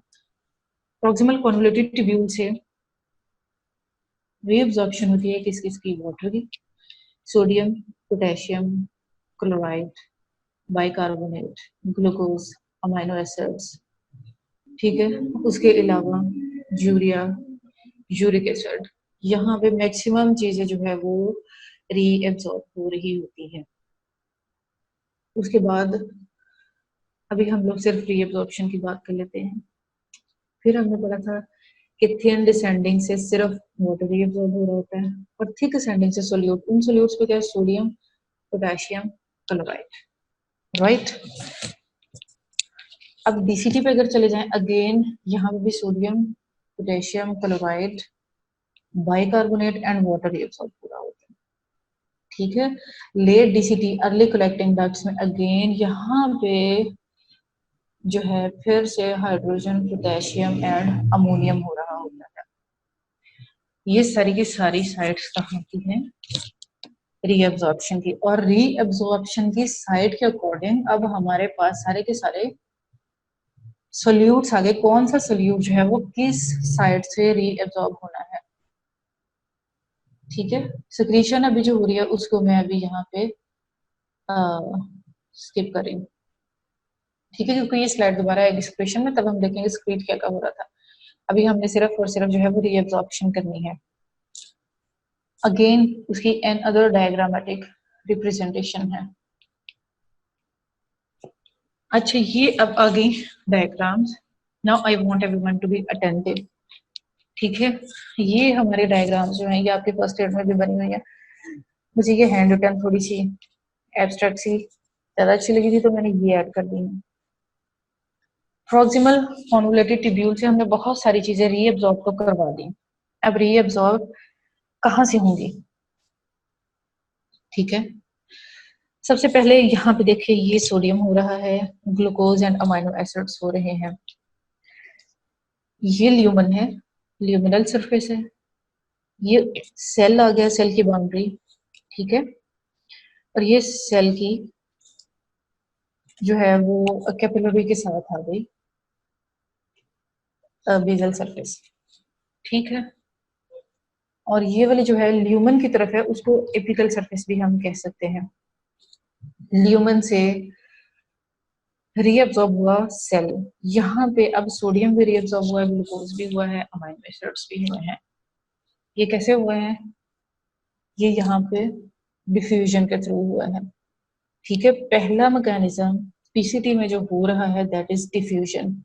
Sodium, glucose, amino acids usually cell में गए, ठीक है। सेल से जो है वो रीअब्सॉर्ब हो गए ब्लड में, ठीक है। अल्टीमेटली तो ब्लड में जाना चाहिए ना, फर्स्ट थिंग्स। ये सोडियम का एक मैकेनिज्म हो गया हमारा, ठीक है, सेल के अंदर आना है सोडियम में। सेकंड मैकेनिज्म इज कि हमारे पास काउंटर ट्रांसपोर्ट होता है। कौन सा काउंटर ट्रांसपोर्ट होता है, सोडियम, हाइड्रोजन, ये भी हमने डिस्कस किया था फार्माकोलॉजी के लेक्चर में, ठीक है। अब उसी की प्रैक्टिकल इम्प्लीकेशन हो रही है। इसमें ड्राइविंग फोर्स जो थी हमें याद पड़ता है, दैट वाज सोडियम, ठीक है। क्योंकि सोडियम जो है वो अलोंग द ग्रेडियंट जा रहा होता है। हमें पता है सोडियम जो है वो मेजर केटाइन कहाँ का है, एक्स्ट्रा सेलुलर फ्लूइड का, ठीक है। तो उसके लिए तो सेल के अंदर जाना आसान है ना, अपने ग्रेडियंट पे जा रहा है, ठीक है। तो सोडियम पहले भी ग्रेडियंट पे डिफ्यूज हुआ, दोबारा से ग्रेडियंट पे गया, हाई कंसंट्रेशन से यहाँ से ये चला गया लो कंसंट्रेशन की तरफ। अब उसके ग्रेडियंट से जो एक जनरेट हुई एनर्जी, इलेक्ट्रोकेमिकल ग्रेडियंट जनरेट हुआ, क्योंकि एक पॉजिटिव चार्ज गया है ना सेल के अंदर, पॉजिटिविटी इंक्रीज हो गई है। उसका फायदा किसने उठाया? हाइड्रोजन ने। हाइड्रोजन ने उस पॉजिटिविटी का फायदा उठाते हुए और उस इलेक्ट्रो केमिकल ग्रेडियंट का फायदा उठाते हुए फौरन से बाहर को दौड़ लगा ली। ठीक है, तो यहाँ पे सोडियम के ग्रेडियंट की वजह से हाइड्रोजन की हेल्प हो रही है, राइट। तो ये जो है वो हमारा एक एंटीपोड यहाँ पे काम कर रहा है। अब हाइड्रोजन ल्यूमन में जाके क्या करेगी? हाइड्रोजन का क्या काम है? हाइड्रोजन फटाफट बाइकार के साथ जाके मिलेगी, ठीक है, और कार्बोनिक एसिड बन जाएगा। ठीक है, कार्बोनिक एसिड जो है वो आपको पता है वीक एसिड होते हैं। वीक एसिड जो है वो स्प्लिट होते हैं, फॉर्म बनते हैं, टूटते हैं, बनते हैं, टूटते हैं, और यही होता रहता है। उससे वाटर बना और कार्बन डाइऑक्साइड बनी, कार्बन डाइऑक्साइड, और ये यहाँ पे किससे बनी है? कार्बोनिक एनहाइड्रेस की वजह से। ठीक है, कार्बोनिक एनहाइड्रेस एंजाइम अब कहाँ पे? ये देखिए कौन सी है? Apical surface of the cell, proximal convoluted tubule, वहां पे पड़ा हुआ है, और उसकी वजह से ये काम होता है। कार्बन डाइऑक्साइड तो सिंपली डिफ्यूज होगी क्योंकि वो गैस है, उसका कोई मसला नहीं है, उसने चुप करके डिफ्यूज हो जाना है। डिफ्यूजन के एग्जांपल्स में हमने कार्बन डाइऑक्साइड और ऑक्सीजन की एग्जांपल देखी थी, तो बस ये वही काम हो रहा है। और वाटर जो है वो भी रीअब्सॉर्ब हो जाएगा। ठीक है, और इसी तरह से बार बार कार्बोनिक एसिड में भी जो है वो हमारे कन्वर्ट हो सकता है। ठीक हो गया। अब दूसरा काम ये हो रहा है कि ये आप लोग देखें, ये वाली जो सोडियम थी जो ल्यूमन से सेल के अंदर गई थी, अब इसने ये किया, इसने सोडियम पोटेशियम एटीपीएस का सहारा लिया। ठीक है, क्योंकि अब इसको क्यों सोडियम पोटेशियम एटीपीएस चाहिए? अब सेल में ये कम है, ब्लड में ये ज्यादा है, और जा कहाँ पे रही है? ब्लड में। तो अब इसको जो है वो एनर्जी सोर्स चाहिए, सोडियम पोटेशियम एटीपीएस की सूरत में वो एनर्जी मिली इसको। यहाँ पे एटीपी जो है वो फॉस्फेट बॉन्ड की ब्रेकेज से रिलीज हुई सोडियम पोटेशियम एटीपीएस से, और सोडियम ल्यूमन में चला गया, और इसके अपोजिट, सॉरी ल्यूमन नहीं, ब्लड चैनल में चला गया, और इसके अपोजिट पोटेशियम जो है वो सेल के अंदर आ गया। जहाँ पे एक और काम भी ये होता है, अब हमने ये कहा था कि जब सोडियम जाएगा, यहाँ पे भी यही हुआ था कि जब सोडियम जो है वो सेल के अंदर मूव किया तो पॉजिटिव चार्ज इंक्रीज हुआ और हाइड्रोजन फटाफट भाग के बाहर निकल आया। तो यहाँ पे भी ये काम हो सकता है। वैसे भी अगर आपको याद हो 3 सोडियम है, 2 पोटेशियम आउट, ठीक है, हम इस तरह से करते हैं। तो अब यहाँ पे भी जब सोडियम जाएगा तो पोटेशियम तो निकल रहा है, लेकिन अगेन यहाँ पे हाइड्रोजन जो है वो सोडियम की मूवमेंट का फायदा उठाते हुए मूव कर जाता है from the blood into the cell. वो अगेन बाइकार के साथ मिलता है, कार्बोनिक एसिड, कार्बोनिक एनहाइड्रेस वहीं से उसको मिलता है, और क्या होता है? वाटर CO2 बन जाती है, या इवन बाइकार जो है वो भी बन जाता है। अब यहाँ पे एक और काम होता है, सोडियम की वजह से ही सोडियम का पॉजिटिव चार्ज अंदर गया, ठीक है, यहाँ पे एक और चीज लगी होती है, ये सेम पोर्ट लगा हुआ है, ठीक है, बेसोलैटरल सरफेस पे बाइकार का एंड सोडियम का, यहाँ पे भी ओके, ठीक है। आई गेस लास्ट पे हम जब बाइकार पर सोडियम की बात कर रहे थे तो वहां पे हम लोग डिस्कनेक्ट हुए थे, ठीक है। तो हम लोग ये बात कर रहे थे कि सोडियम जब जाता है from the proximal convoluted tubule into the blood, तो वो आपके साथ क्या करता है? एक बाइकार को ले जाता है। ये बाइकार एब्जॉर्प्शन जो है ये डिपेंडेंट होती है सोडियम कंसंट्रेशन पे, सोडियम की मुहताज है, सोडियम की डिपेंडेंट है। अब आप लोग देखिए पीसीटी पे ही बहुत सारे फीचर्स हमने पढ़ लिए।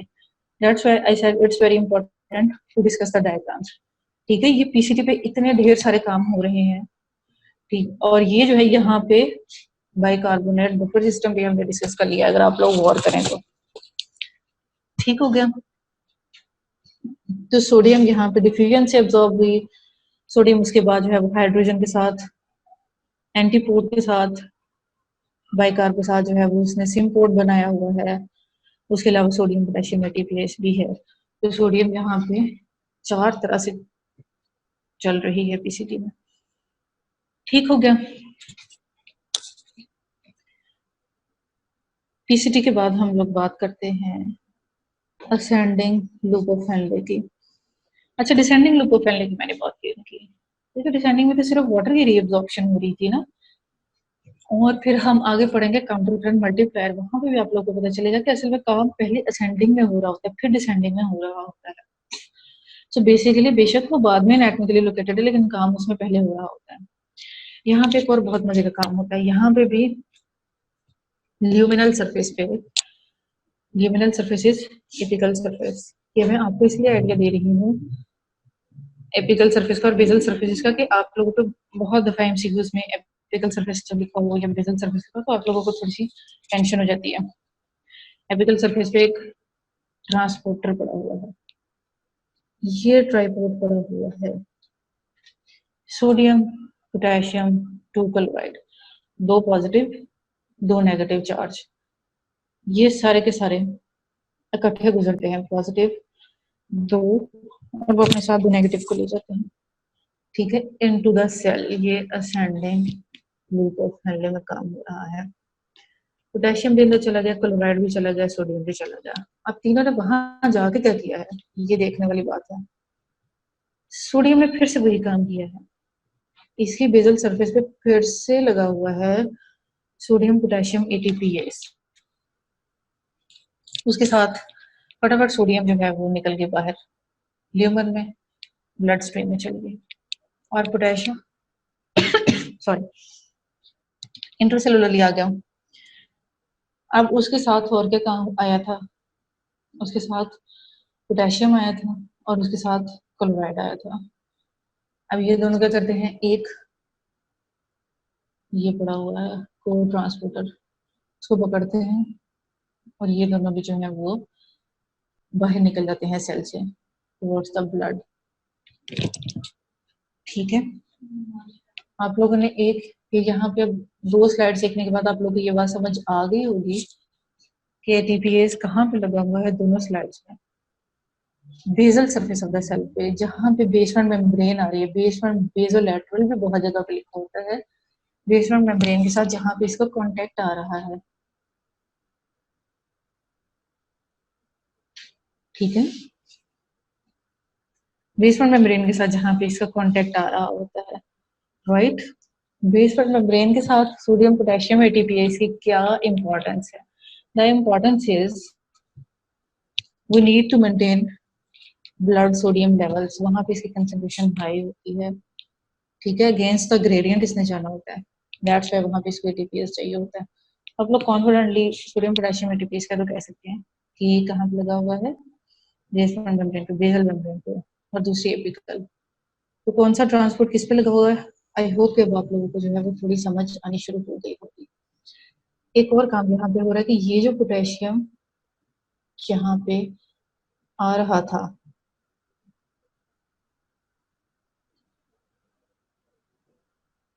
From the sodium potassium ATPase, ये जो है बाहर जा रहा है ह्यूमन में फॉर सेक्रीशन, और ये सिंपली क्या कर रहा है, अपने कंसंट्रेशन ग्रेडियंट को फॉलो कर रहा है। सेल में ज्यादा है, बाहर कम है, सेक्रीशन के लिए सेल ने उसको बाहर भेज दिया है, और यहाँ से जो है वो सोडियम को अंदर ले लिया है। लेकिन ये वाला प्रोसेस ATPase या एनर्जी डिपेंडेंट नहीं है, ये कंसंट्रेशन ग्रेडियंट पे हो रहा है। तो यहाँ पे भी सोडियम की रीअब्जॉर्प्शन हो रही है, और कैसे हो रही है, सोडियम पोटेशियम ATPase के थ्रू। ठीक है, ल्यूमन में कैसे पहले आता है, फर्स्ट स्टेप में सोडियम पोटेशियम 2 क्लोराइड, वहां से ब्लड में जाता है सोडियम पोटेशियम ATPase के थ्रू। उसके अलावा यहाँ पे भी कंसंट्रेशन ग्रेडियंट का यूज हो रहा है। यहाँ पे अगेन 3 मैकेनिज्म्स हैं ascending limb of loop of Henley में।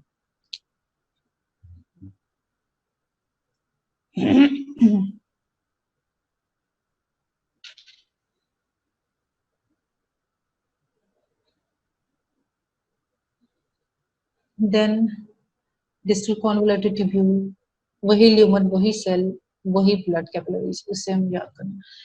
तो ये मैंने शुरू में इसीलिए आप लोगों को अब बताए थे इलेक्ट्रोलाइट्स का, कौन सा इलेक्ट्रोलाइट कहाँ पे हो रहा है एब्सॉर्ब। सोडियम पोटेशियम तो तकरीबन आप लोगों ने देख लिया हर जगह, क्लोराइड ने भी हर जगह जो है वो उन दोनों के साथ पकड़ा हुआ है। ठीक है, यहाँ पे दो और इम्पोर्टेंट चीजें आ रही हैं, मैग्नीशियम और कैल्शियम की फॉर्म में। अगर आप लोग यहाँ पे गौर करें तो ये एक पैरासेलुलर पाथवे बना हुआ है। ठीक है, पीछे भी पढ़ के है ना पैरासेलुलर पाथवे, ये दो सेल्स के बीच में से गुजरते हैं, मैग्नीशियम और कैल्शियम गुजरते गुजरते गुजरते ब्लड स्ट्रीम में पहुंच जाते हैं। बेसिकली इनकी यहाँ पे डिफ्यूजन हो रही है, राइट। ठीक है, अब दोबारा से हम देखते हैं डिस्टल कॉन्वोल्यूटेड ट्यूब्यूल सॉरी, दोबारा से हम देखते हैं और किसको देखते हैं, पोटेशियम, सोडियम और क्लोराइड को। यहाँ पे एक को ट्रांसपोर्टर लगा हुआ है ल्यूमन से, जो लेके जा रहा है ये वाला सोडियम को और क्लोराइड को। ठीक है, सोडियम और क्लोराइड, क्लोराइड जो है वो डायरेक्टली चला जाता है कहाँ पे, ल्यूमन के अंदर। ठीक हो गया, सोडियम जो है वो फिर से सोडियम पोटेशियम एटीपीएस, फिर से ये बेसमेंट मेम्ब्रेन, फिर से सोडियम पोटेशियम एटीपीएस आया और उसने सोडियम को भेज दिया कैपिलरी के अंदर, ब्लड के अंदर, और उसके बदले में पोटेशियम को उठाया। लेकिन उठा के बस यहीं पे नहीं कि पोटेशियम को ल्यूमन में डाल दिए स्क्रीट होने के लिए। ठीक है, पोटेशियम यहाँ पे नहीं रहा, वो स्क्रीट होने के लिए डिस्टल कॉन्वोल्यूटेड ट्यूब्यूल में आ गया। अब आपने देखा बहुत सारी जगह पे पोटेशियम की सिक्रीशन हो रही है। ठीक है, एब्जॉर्प्शन भी हो रही है लेकिन इसकी सिक्रीशन भी हो रही है। इस सिक्रीशन का भी हम एंड पे पढ़ेंगे कि इस सिक्रीशन के साथ फिर क्या काम होता है एंड पे। अब ये जो है वो लेट डिस्टल कॉन्वोल्यूटेड ट्यूब्यूल और अर्ली कलेक्टिंग डक्ट्स आ गई। यहाँ पे अब हम देखते हैं यहाँ पे क्या क्या काम हो रहा है। यहाँ पे भी बहुत सारे काम जो है वो हो रहे थे। सबसे पहला काम यहाँ पे क्या हो रहा है, सोडियम से ही हम शुरू करते हैं। ल्यूमन से, सॉरी,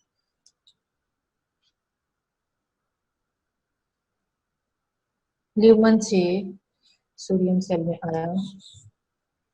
ठीक है, यहाँ पे अगेन इसके ल्यूमिनल सरफेस पे, इन एपिकल सरफेस पे क्या है, एक अदद काउंटर ट्रांसपोर्टर लगा हुआ है, फिर से हाइड्रोजन आ गया।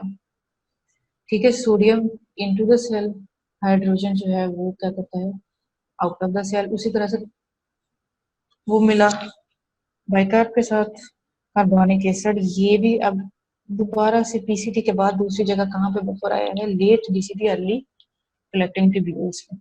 ठीक है, फिर से ये बाइकार्ब बफर आ गया, यहाँ पे जो है वो बाइकार्ब प्रोडक्शन होगी। ठीक है, अब ये जो सोडियम है यहाँ पे ये एक डिफरेंट ट्रांसपोर्टर के साथ काम कर रहा है। ठीक है, अगर आप लोग देखें तो यहाँ पे वैसे हमने देखा था ना कि बेसमेंट मेम्ब्रेन पे वाली साइड पे, बेसल साइड पे सारे के सारे सोडियम पोटेशियम एटीपीएस लगे थे। यहाँ पे सोडियम हाइड्रोजन एटीपीएस लगा हुआ है, सोडियम बाहर चला जाता है, हाइड्रोजन जो है वो अंदर आ जाता है। दूसरा काम जो यहाँ पे हो रहा है ना, वो ये हो रहा है कि यहाँ पे बाइकार्ब जो है वो रीएब्जॉर्ब हो रहा है। ये रीएब्जॉर्ब हुआ ब्लड चैनल में, ये वाज़ा की ल्यूमन है यहाँ पे आया, और ये किस तरह से आया, क्लोराइड जो है वो सेल के अंदर मूव किया, ये यहाँ पे। ठीक है, क्लोराइड भी ब्लड के अंदर ज्यादा होता है, वो कंसंट्रेशन ग्रेडियंट से गया, और ये जो है ना बाइकार्बो बाहर निकला है। यहाँ पे बहुत ट्रिकी बात है, पीछे वाले बाइकार्बो हमने पढ़ा था that is dependent on sodium, यहाँ वाला बाइकार्ब इस पर डिपेंडेंट नहीं है, ये इसके साथ भी ये काम कर सकता है और इसके बगैर भी। ठीक है, तो ये एक न्यू बाइकार्ब ब्लड को मिल गया। ठीक हो गया, तो ये यहाँ पे ये वाला ट्रांसपोर्टर बड़ा ट्रिकी है कि ये यहाँ पे क्लोराइड की कंसंट्रेशन पे डिपेंडेंट नहीं है बाइकार्ब, ये उसके साथ और उसके बगैर दोनों तरह से निकल सकता है, राइट।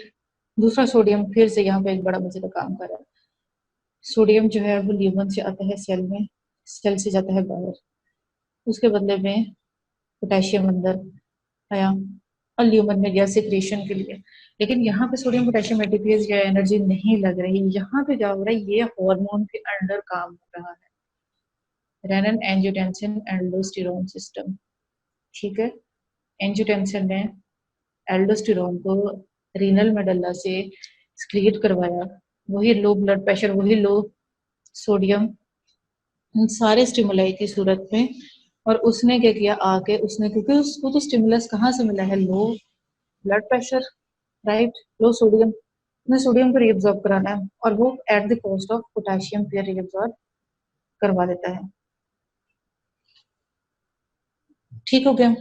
और लास्ट काम जो है ना वो कलेक्टिंग डक्ट्स में हो रहा होता है, रीअब्सॉर्प्शन का। कलेक्टिंग डक्ट्स में क्या काम हो रहा होता है, एक्वापोरेंस बने होते हैं एडीएच के अंदर, यहाँ पे 4 हार्मोन आके एक्ट कर रहा है विच इज एडीएच, और ये आके एडीएच जैसी आएगा एक्वापोरेंस के थ्रू वाटर की रीअब्सॉर्प्शन हो जाएगी। अब ये डिपेंड करता है कि बॉडी में कितना हमारे पास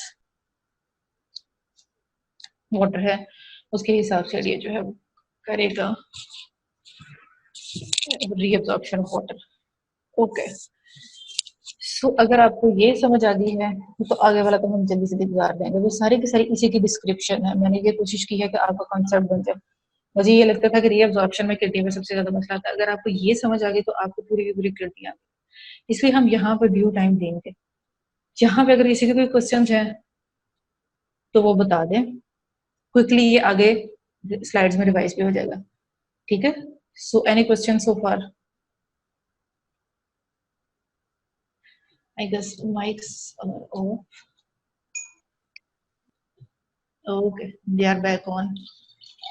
Any questions so far? Ma'am सबसे ज्यादा वाटर कौन सा एब्जॉर्ब होता है?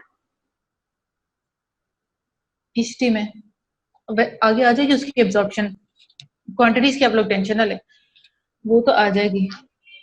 ठीक है, क्योंकि थैंक यू मैम।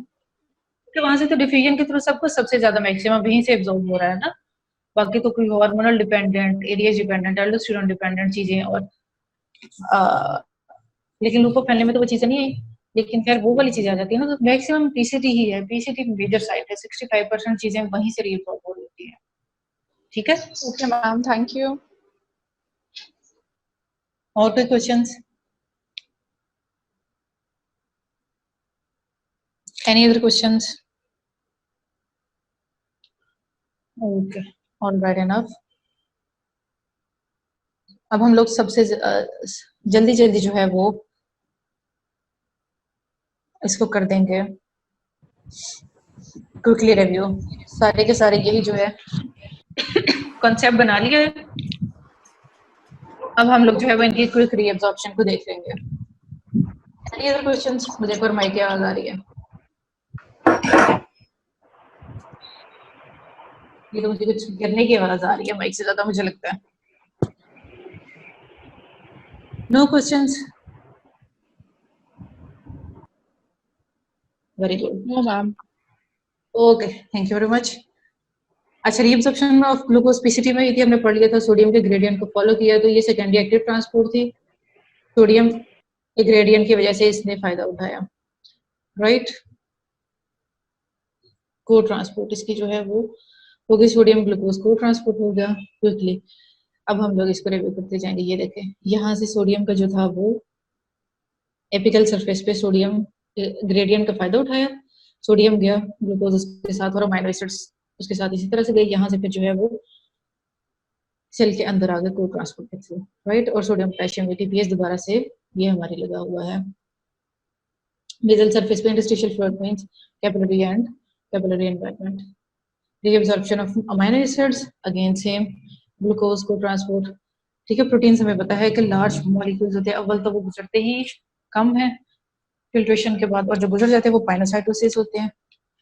ठीक है, pinocytosis is invagination of cell membranes के थ्रू, ये इन्वेजिनेशन ऑफ सेल मेम्ब्रेन्स उसने हमें दिखा दी है।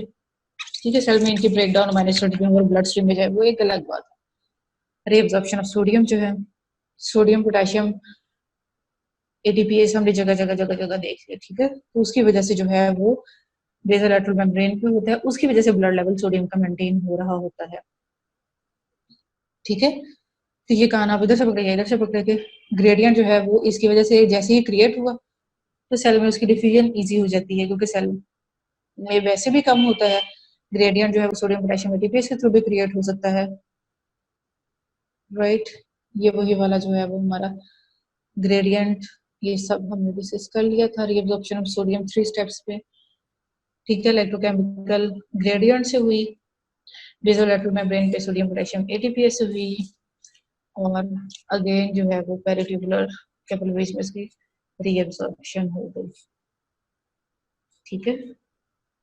और एंटीपोड जो है वो हमने हाइड्रोजन के साथ भी इसका पढ़ लिया था, राइट। अब मैं इसको इसलिए क्विकली गुजार रही हूँ कि पीछे हमने इसको डेप्थ में डिस्कस कर लिया, अगर फिर भी कोई होंगे तो हम एंड पे क्वेश्चंस ले लेंगे। वाटर रीअब्जॉर्प्शन जो है वो हमें पता है कि पीसीटी में परमेबिलिटी हर चीज की बहुत ज्यादा है, वाटर की भी आई है, वहां से जल्दी से रीअब्जॉर्ब हो गया, ठीक है। असेंडिंग ग्रुप ऑफ फैमिली में वाटर परमेबिलिटी नहीं है, सोल्यूट परमेबिलिटी है, ठीक है। तो इसलिए कोई वहां से अब्जॉर्ब नहीं हो रहा। Last part of the views में हमें पता है कि एडीएच के डिपेंडेंट होता है। एडीएच पे थोड़ा सा हम एंड पे डिस्कस कर लेंगे, आप लोग उसकी टेंशन ना लें। रीअब्जॉर्प्शन ऑफ क्लोराइड भी सेकेंडरी एक्टिव ट्रांसपोर्ट को ट्रांसपोर्ट सोडियम के साथ हमने देख ली थी अक्रॉस अच्छा, हम लोग क्लोराइड की रीअब्जॉर्प्शन के सेकेंडरी एक्टिव ट्रांसपोर्ट का हमें पता है, कोई ट्रांसपोर्ट हो जाता है सोडियम के साथ, कंसंट्रेशन ग्रेडियंट जो है वो इसका मेंटेन हो जाता है, ऑस्मोसिस यानी डिफ्यूजन के थ्रू भी ये हो जाता है। फिर वही इलेक्ट्रिकल ग्रेडियंट के जब सोडियम रीअब्सॉर्ब हो, उसने पीछे जो है वो एक नेगेटिव चार्ज छोड़ा ल्यूमन में, तो वो फिर डिफ्यूज हो गया क्लोराइड, वहां पे वो बाहर आ गया। रीअब्सॉर्प्शन यूरिया जो है, अच्छा ये यूरिया का भी अगर आपको याद हो, हमने शुरू में देखा था कि पीसीटी में यूरिया भी रीअब्सॉर्ब हो रहा है, ठीक है। कंसंट्रेशन के वाटर जब रीअब्सॉर्ब हुआ तो वो अपने साथ ले गया, और यूरिया ट्रांसपोर्टर्स के साथ भी जो है वो हो रहे होते हैं, वो इनर मेडलरी ड्रग्स में यूरिया ट्रांसपोर्टर जो है वो होते हैं। मेडलरी ड्रग्स आगे आएंगे थोड़ा सा, फिर भी हम वहां पे अगेन इसको देख लेंगे, ये भी हम डिस्कस कर चुके हैं। क्रेटिनिन जो है वो हमें पता है, हमने पढ़ लिया है कि उसकी रीअब्सॉर्प्शन नहीं होती, सारी की सारी एक्सक्रीट होती है, ओके। सो यहाँ तक 2 स्टेप्स हमारे हो गए, ग्लोमेरुलर फिल्ट्रेशन भी हो गई है, रीअब्सॉर्प्शन भी हो गई। अभी कोई क्वेश्चंस? हम इसको एंड लेते हैं, फिर वही वाले डायग्राम इस दफा हम लोग जो है वो सेक्रेशन में तवज्जो देंगे, ठीक है। जो चीजें ल्यूमन के अंदर जा रही हैं ब्लड से या इंटरस्टिशियम से, ठीक है। सबसे पहले तो हमारा पीसीटी में क्या क्या जा रहा है, वहां पे सेक्रेशन भी हो रही है, सिर्फ रीअब्सॉर्प्शन ही वो मेजर साइटिक, ठीक है। तो वहां पे सारे काम भी हो रहे हैं, यूरिया की यूरिक एसिड के, अब आप देखिए कि यहाँ पे यूरिया यूरिक एसिड, इन सब चीजों की यूरिया यूरिक एसिड की जो है वो रीअब्सॉर्प्शन भी हो रही है, लेकिन सिक्रीशन भी हो रही है, यूरिया यूरिक एसिड क्रेटिनिन, ठीक है। अमोनियम एंड हाइड्रोजन, हाइड्रोजन तो यहाँ पे जो है वो, दूसरा जो है वो लूप ऑफ हेनले में सिक्रीशन हो रही है यूरिया की, तीसरा जो है वो हर्ले कलेक्टिंग डक्ट्स में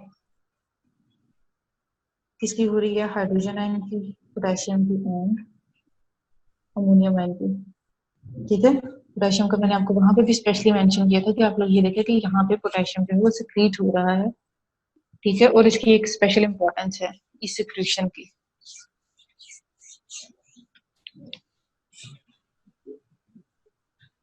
सिक्रीशन ऑफ हाइड्रोजन आयन हमने ये पढ़ लिया था। एंटीपोड किसके थ्रू हो रहा था, सोडियम के थ्रू। सोडियम जो है वो सोडियम पोटेशियम से बाहर गिर निकला, जैसे ही आई तो वो sodium against the energy gradient move किया, और पोटेशियम में इसको फायदा उठाते हुए अपोजिट मूव कर गया, वही वाली सिक्रीशन है इसकी, ठीक है। लेट डेंसिटी में भी जो है वो प्रोटॉन पंप के थ्रू जो है ये हो रहा होता है। ये हमारा काउंटर करंट मल्टीप्लायर आ गया, ठीक है। यूरिन कंसंट्रेशन दो चीजों से हो रही है, counter current multiplier loop of Henle में होता है और काउंटर करंट एक्सचेंजर जो है वो वाजारेक्टा में होता है। दो चीजें, ठीक है, एक मल्टीप्लायर है और एक एक्सचेंजर है। यहाँ पे इन दोनों के थ्रू होता है।